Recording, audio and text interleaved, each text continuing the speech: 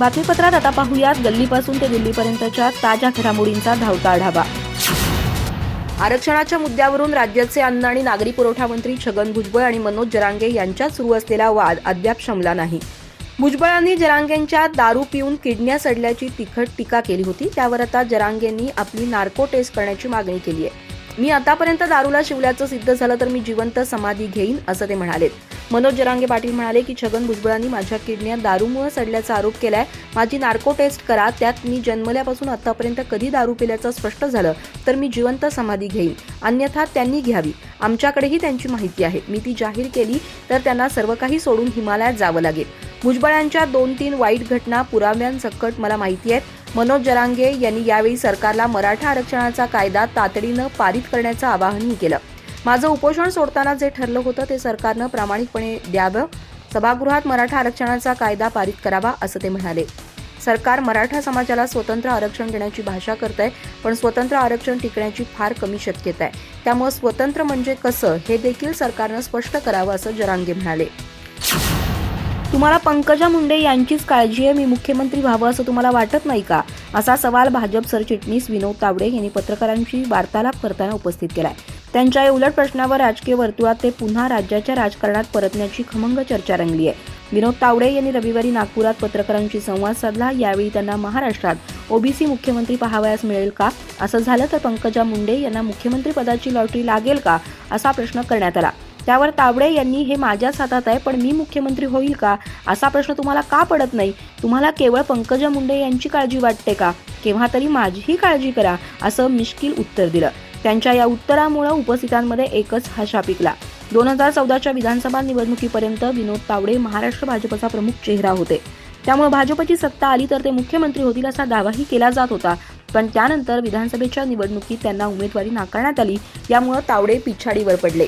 त्यानंतर ते दिल्लीच्या राजकारणात रमले, पण आता त्यांनी भाजपात राष्ट्रीय पातळीवर उल्लेखनीय कामगिरी केल्यामुळे ते पंतप्रधान नरेंद्र मोदी आणि केंद्रीय गृहमंत्री अमित शहा यांच्या निकटवर्तीयांच्या वर्तुळात पोहोचल्याचं सांगितलं जात आहे। या पार्श्वभूमीवर तावडे यांनी मुख्यमंत्री पदाविषयी केलेलं वक्तव्य अत्यंत महत्त्वाचं आहे। अंडरवर्ल्ड डॉन दाऊद इब्राहिम कराचीच्या रुग्णालयात दाखल आहे। त्याला विष देण्यात आल्याचा संशय प्रसारमाध्यमांनी व्यक्त केलाय, मात्र अद्याप याला अधिकृत दुजोरा मिळालेला नाही।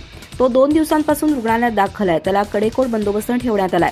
इंडिया टुडेच्या वृत्तानुसार दाऊदला ज्या मजल्यावर ठेवण्यात आलंय त्या हॉस्पिटलमध्ये दुसरा कोणताही रुग्ण नाही, फक्त त्याच्या कुटुंबातील सदस्य तिथं जाऊ शकतात। मुंबई पोलिसही या प्रकरणावर लक्ष ठेवून आहेत। दाऊदच्या मुंबईतील नातेवाईकांकडून माहिती गोळा करण्याचे प्रयत्न सुरू आहेत। दाऊद इब्राहिम हा भारताचा मोस्ट वॉन्टेड दहशतवादी आहे। NIAनं गेल्या वर्षी बक्षीस रकमेची यादी जाहीर केली होती, यामध्ये दाऊदवर 25 लाखांचं बक्षीस ठेवण्यात आलंय।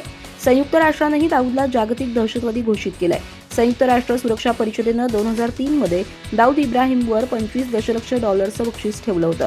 त्याच्यावर विविध राष्ट्रीय संस्थांनी मनी लॉन्ड्रिंग प्रकरण आणि शस्त्रास्त्र तस्करी प्रकरणासह अनेक गुन्हे दाखल केलेत।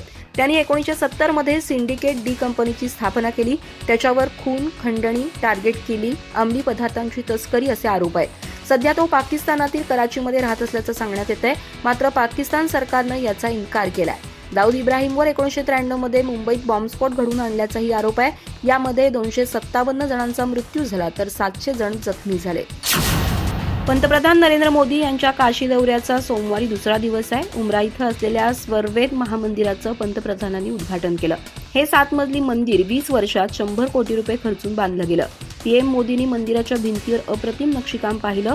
PM मोदी म्हणाले, मी पाहत होतो की या मंदिराच्या भिंतीवर स्वरवेद अतिशय बारकाईनं कोरण्यात आलेत, ग्रंथांची चित्र कोरलेली आहेत। हे मंदिर इतिहास आणि संस्कृतीचा संगम आहे। तुम्हाला आठवत असेल की 2 वर्षांपूर्वी आम्ही अशाच प्रकारे अखिल भारतीय विहंगम योगाच्या वार्षिक उत्सवात सहभागी झालो होतो।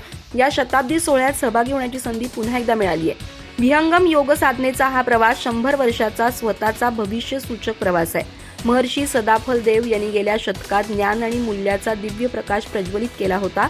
100 वर्षाच्या या प्रवासात या दिव्य प्रकाशानं देशभरातील आणि जगभरातील कोट्यावधी लोकांचं जीवन बदलण्याचं काम केलं। या शुभ मुहूर्तावर इथं 25,000 कुंड स्वरवेद ज्ञान महायज्ञही आयोजित करण्यात आलाय। मोदी म्हणाले, मी आनंदी आहे, मला विश्वास आहे की या महायज्ञातील प्रत्येक यज्ञ विकसित भारताचा संकल्प मजबूत करेल।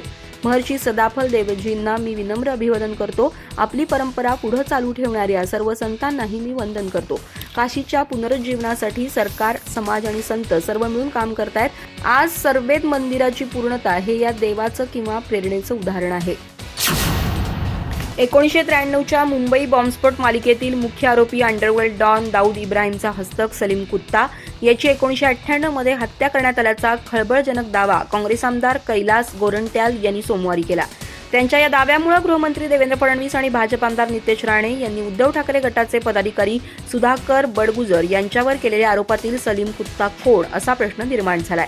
भाजप आमदार नितेश राणे यांनी गत आठवड्यात सुधाकर बडगुजर यांच्यावर सलीम कुत्तासोबत नाचगाणी केल्याचा आरोप केला होता. त्यांनी यासंबंधी एक व्हिडिओ आणि फोटोही जारी केले होते. त्यानंतर उपमुख्यमंत्री तथा गृहमंत्री देवेंद्र फडणवीस यांनी विधानसभेत या मुद्द्यावरून ठाकरे गटाला धारेवर धरलं होतं. या पार्श्वभूमीवर कैलास गोरंट्याल यांनी सलीम कुत्ता याची 1998 मध्येच हत्या झाल्याचा दावा केलाय. ते विधानभवन परिसरात पत्रकारांशी बोलत होते. कैलास गोरंट्याल म्हणाले की सलीम कुत्ता हा अंडरवर्ल्ड डॉन दाऊद इब्राहिम याचा राईट हँड होता. त्याची 1998 मध्ये रोहित वर्मा, बाळू ठाकरे आणि संतोष शेट्टी या तिघांनी हत्या केली होती. सलीमला 3 बायका होत्या. टाडा कोर्टात या तिन्ही महिलांनी आपला पती सलीम कुत्ता मारला गेल्यामुळे आमची संपत्ती परत करा अशी विनंती केली होती. त्यानुसार न्यायालयानं जप्त केलेली संपत्ती सलीम कुत्ता यांच्या कुटुंबियांना परत केली होती. कैलास गोरंट्याल पुढे बोलताना म्हणाले की भाजप आमदार नितेश राणे यांनी एका फोटोद्वारे सुधाकर बडगुजर एका पार्टीत सलीम कुत्ता सोबत नाचत असल्याचा दावा केलाय. त्यांच्या मते हा सलीम कुत्ता 1993च्या बॉम्बस्फोटातील आरोपी आहे. त्यामुळे या प्रकरणी स्वतः गृहमंत्री देवेंद्र फडणवीस यांनी सभागृहात निवेदन करून स्थिती स्पष्ट करावी. महाविकास आघाडीला आज का जाग आली? आज का मोर्चा काढलाय? कशासाठी मोर्चा काढला? 8-10 महिन्यानंतर जागे झालेल्यांनी आधी प्रश्न विचारला का?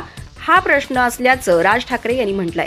नेमकं तिकडे काय होणार आहे? मोर्चानं दबाव टाकून फक्त सेटलमेंट करायचे आहेत असा प्रश्न उपस्थित करत मनसे प्रमुख राज ठाकरे यांनी उद्धव ठाकरे यांच्या मोर्चावर जोरदार हल्ला चढवलाय. एक मोठा प्रकल्प मुंबईमध्ये येतोय, तो परस्पर अदानींना का दिला असा प्रश्नही राज ठाकरे यांनी उपस्थित केलाय. अदानींकडे असं काय आहे की ज्यामध्ये विमानतळ, कोळसा, बाकीच्या गोष्टी तेच हाताळू शकतात? मोठ्या अनेक कंपन्या आहेत, त्यांच्याकडून तुम्ही टेंडर्स, डिझाईन मागून घ्यायला पाहिजे होते असंही राज ठाकरे यांनी म्हटलंय.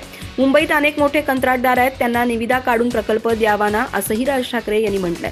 महानगरपालिका निवडणुका 2025ला होतील. सध्या निवडणूक आयोग, कायदा असं काहीच नाही असं राज ठाकरे म्हणाले.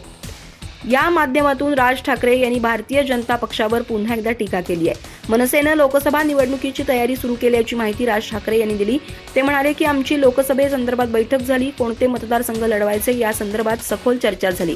महानगरपालिका निवडणुका 2025ला होतील असं ते उपहासात्मक म्हणाले. सध्या देशात मेरी मर्जी सुरू आहे असंही राज ठाकरे म्हणाले. देशातील काही राज्यांमध्ये पुन्हा एकदा कोरोनाच्या रुग्णांची संख्या वाढताना दिसतेय. या पार्श्वभूमीवर देशातील इतर राज्यांकडून खबरदारीच्या उपाययोजना केल्या जात आहेत. या दरम्यान कर्नाटकचे आरोग्य आणि कुटुंब कल्याण मंत्री दिनेश गुंडूराव यांनी सोमवारी ज्येष्ठ नागरिक आणि दुर्धर आजार असलेल्यांनी मास्क घालण्याचा सल्ला दिलाय. केरळ आणि इतर राज्यांमध्ये कोरोना रुग्णांमध्ये वाढ झाल्यानंतर त्यांनी हा सल्ला दिला. कर्नाटकातील कोडागू इथं पत्रकारांशी बोलताना आरोग्य मंत्र्यांनी घाबरण्याची गरज नसल्याचं सांगितलं. ते म्हणाले की आम्ही काल एक बैठक घेतली जिथं आम्ही काय पावलं उचलली पाहिजेत यावर चर्चा करण्यात आली. आम्ही लवकरच एक ॲडवायझरी जारी करू असंही ते म्हणाले. पुढे बोलताना त्यांनी सांगितलं की ज्यांचं वय 60 वर्षांहून अधिक आहे, ज्यांना हृदयविकाराचा त्रास आहे, त्यांनी मास्क घालणं आवश्यक आहे. तसंच आम्ही सरकारी रुग्णालयांना तयार राहण्यास सांगितलंय. केरळच्या सीमेला लागून असलेल्या प्रदेशांनी अधिक सतर्क राहणं आवश्यक आहे. मंगलोर, चमनाजनगर आणि कोडागू इथं सतर्कता बाळगण्याची आवश्यकता आहे. चाचण्यांची संख्या देखील वाढवली जाईल. ज्यांना श्वसनाचा त्रास आहे त्यांनी अनिवार्यपणे चाचण्या कराव्यात असंही त्यांनी सांगितलं.